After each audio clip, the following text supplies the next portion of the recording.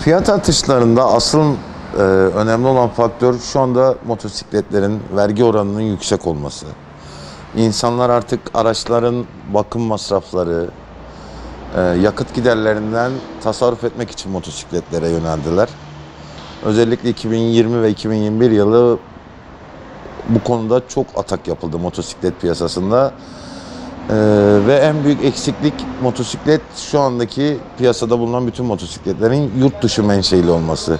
Bizim kendi yerli üretimimiz olmadığından dolayı bütün yedek parçalar, araçlar yurt dışından geldiğinden dolayı fiyatları şu anda pandemiden dolayı, Çin'in nakliye sıkıntısından dolayı çok yükseldi.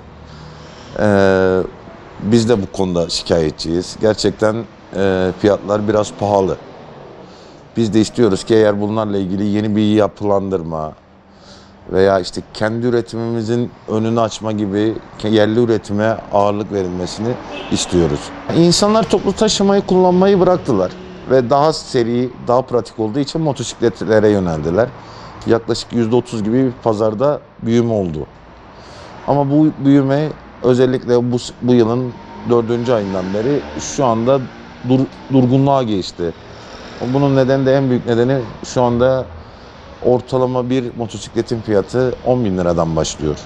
Üst sınırı yok limit olarak da ama en alt limit 10.000 liradan başladığı için insanlar artık almakta zorlanıyorlar daha gerçekçi olmak gerekirse. Ama motosiklet kullanımı hala bizim ülkemizde yeteri kadar değil, daha fazla olması gerekiyor. Artık trafik nedenlerinden dolayı, maliyetlerden dolayı motosiklete daha çok ağırlık vermemiz gerekiyor. İlk alış fiyatları konusunda pahalı olduğundan biraz azaldı. Tabii bunun vergiler, muayeneler ve şu anda ehliyette mesela 50 cc'nin altını 50 cc'ye kadar araba ehliyetiyle kullanılabiliyor. 100 cc'ye motosiklet ehliyeti istiyor. Çoğu insanın motosiklet ehliyeti olmadığından dolayı bunları tercih etmiyorlar. Tabii artık yeni yüzyılın, yeni çağın buluşu elektrikli araçlar. Bu konuda her geçen gün daha iyi yeni modeller, daha uzun süreli, menzili uzun, şarj süresi daha kısa motosikletler üretilmeye başladı. Tabii bu bir süreç, geçiş süreci ama er geç bütün motosikletler yani en azından şu andaki piyasanın %90'ı elektrikliye geçmek zorunda kalacak. Avrupa çünkü bunu müthiş destek veriyor. Çevre kirliliği açısından, yakıt tüketimi açısından. Elektrikli motorlar yeni çağın gözdesi olacak. Salgından önce ortalama bir motosikletin fiyatı 5.000-5.500 bandındaydı. TL bandındaydı. Şu anda en uygun, en ucuz motosiklet 11.000 TL. Yani hemen hemen %100 fark etti fiyatlarda. Demir çıktı çıkalı ikinci el araçların fiyat yükselmesinden, toplu taşımayı kullanamamalarından dolayı motosiklet ve elektrikli bisikletlerde büyük bir fiyat artışı oldu. Şu anda vatandaş en kolay yol toplu taşımayı kullanamadığı için, ikinci el araçlar çok pahalı olduğu için motosiklet veya elektrikli bisiklet almak zorunda kalıyor. Ondan dolayı da fiyatlarımız ortalama %40, %50 artış gösterdi. İnşallah en kısa zamanda bu pandemi olayımız biter.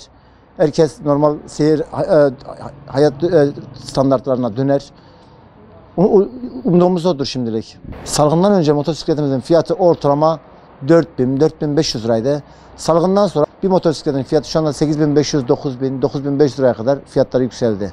Bu artışın sebebi toplu taşımayı kullanamadıkları için, ikinci el araçların fiyatlarının çok yüksek olduğu için, ondan dolayı vatandaş en ucuz ne var? Motosiklet ve elektrikli bisiklet var. Ondan dolayı herkes elektrikli ve motosiklete döndüğü için fiyatlar da artış göstermeye başladı. Tabii kendi üretimimiz yok. Şu anda tüm gelen motosikletlerimizin hepsi Çin'den parça olarak geliyor. Burada montaj yapıldığı için o yüzden biraz da onun da yan etkisi var. Şimdi motosiklet fiyatları araba fiyatlarına göre bayağı ucuz. Ayrıyeten trafik sıkıntısı bayağı çoğaldı. Bu güneşte zaten hiç çekilmiyor. Kışın günü yine arabaya bineriz ama motor yazın günü şart olan bir şey.